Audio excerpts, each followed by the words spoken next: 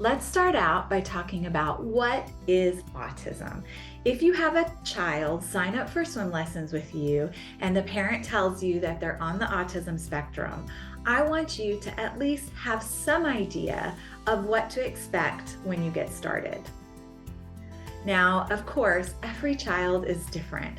And there's a saying in the field of autism, if you've seen one child with autism, well, then you've just seen one child with autism because each one is so unique. But there are some shared characteristics that will be helpful for you to know about. Let's start with language.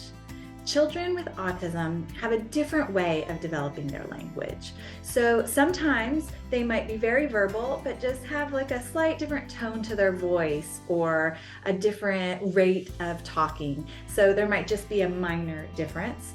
And it could go all the way from that to a child that doesn't have any language. They don't really have any functional way of communicating their wants and needs.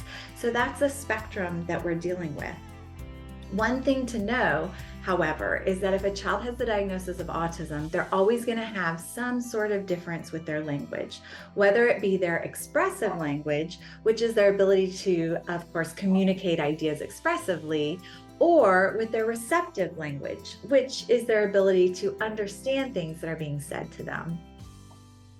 In addition to having a delay with their understanding or their ability to express language, oftentimes we find that they have a unique way of expressing their language. So what we find in a neurotypical child is that they pick up sounds and then words, and then they put those words together into sentences. It's just a natural way of learning language. But what we find with children that are more neurodiverse is sometimes they pick up language in chunks. So they might hear something on a favorite video that they watch on YouTube, or a certain script that they've heard someone say before, and they memorize that in a chunk. And then they use that language to communicate. So for example, I have a little guy that I work with, and he says all the time, Bee Monster has two bikes, a red one and a blue one. And I have to figure out when he says that to me, what is it that he's trying to communicate? So if we're playing together and there's only one school bus to play with, he might say, Bee Monster has two bikes, a blue one and a red one. And I'm understanding that he's trying to express to me that he wants a second bus to play with. So he can have one and I can have one. There's a little bit of decoding that you have to do to try to understand what it is they're trying to express to you.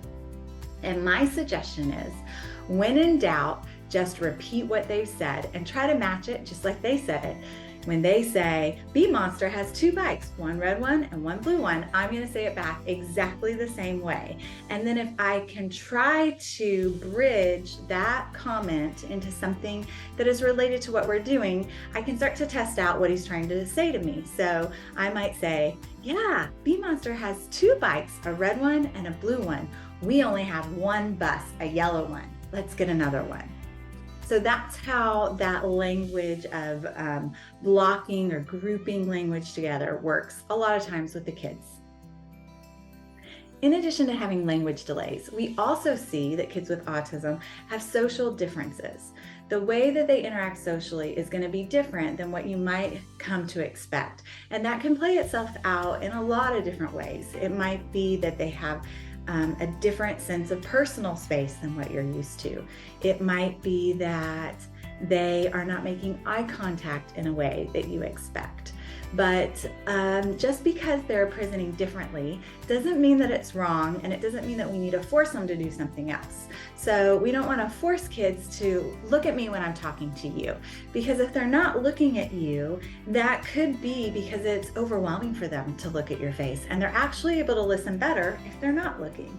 So we want to make sure that we respect the differences that we see in our kids and try to build bridges to them so that we can interact in a way that feels good to them and feels good to us too. Finally, kids on the spectrum typically have some sort of restricted interest or what they call stereotypical movements. So that might be a kid that likes to clap his hands a lot, or someone that rocks a lot, or flicks his fingers and loves the way that looks with the light. That's a type of stereotypical movement. Or they could have a restricted interest, which really just means they're really into something. They're really into dinosaurs, or they're really into trains. And I love the aspect of the restricted interest because it's a bridge for us to get to know these children and to connect with them. So if they're really interested in trains, I can bring all sorts of trains into the swim lesson to help motivate them. I can bring little toy trains, I can bring train squirters, I can talk about trains, I can sing train songs, and I know that that's going to be a way for me to connect with them and for them to feel safe with me. So, in summary, children who have autism have 3 differences that you're going to notice: a language difference, a social difference, and then a restricted interest or stereotypical behavior that you might see. And we're not going to make those differences into a big deal. We're going to work with those differences, try to find bridges to help connect from their world to our world so that we can be effective when we give them swim lessons.